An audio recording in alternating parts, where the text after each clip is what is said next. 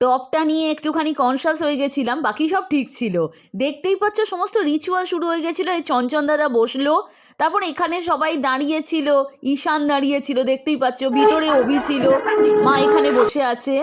তারপর এখানে দেখতে পাচ্ছ সমস্ত রিচুয়ালসগুলো খুব ভালোভাবেই হচ্ছিল। তারপর আমাদের ওই যে বললাম তোমাদের কালীঘাটে দর্শন করার ব্যাপার ছিল, 23 নম্বর স্টল খুঁজতে খুঁজতে এত দেরি হয়ে গেছিলো, বুঝতেই পারছিলাম না কোনটা 23 নম্বর স্টল, মানে এত স্টল আছে ওখানে, বাইরেটা তারপর তুলে নিলাম।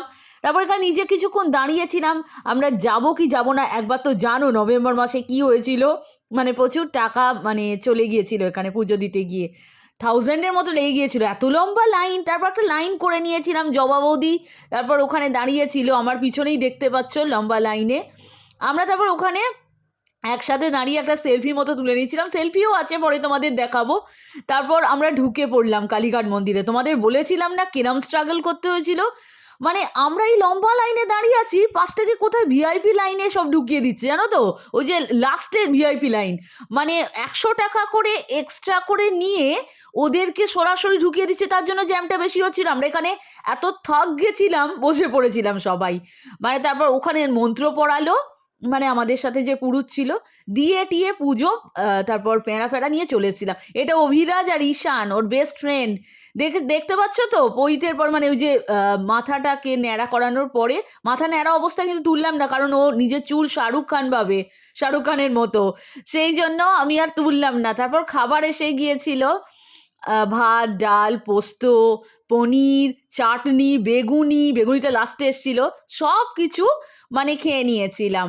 দইটা আর মিষ্টিটা খাইনি, ওইটা আমি স্কিপ করে যাই, বুঝতে পারছো তো। তারপর দেখতে পাচ্ছ, গল্পটা শোনো।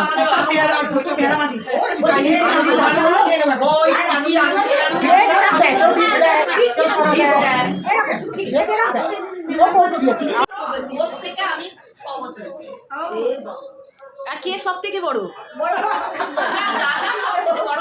আর এখানে কোন দিদি?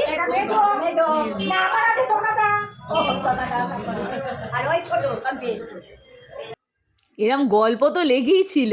তারপর এখানে সিঁড়ির মতো একটা জায়গা ছিল, দিদি আর আমি রেস্ট নিচ্ছিলাম। রাত্রিটা না কালীঘাট মন্দিরটা এত সুন্দর লাগছিল কি বলবো তোমাদের। তারপর আমাদের ফিরে আসার ব্যাপার ছিল, এত সুন্দর লাগছিল রাত্রিটা, এত ভালো হতে পারে? আমার তো মনে হচ্ছিল কালীঘাটে রাত্রিরেই আসবো, সকালে মানে রোদ ভীষণ, না এসে রাত্রিটা এলে এত সুন্দর এনজয় করা যায়। তো এত ঠান্ডা লাগছিল আসার সময়, দারুণ দিন কাটলো। টাটা।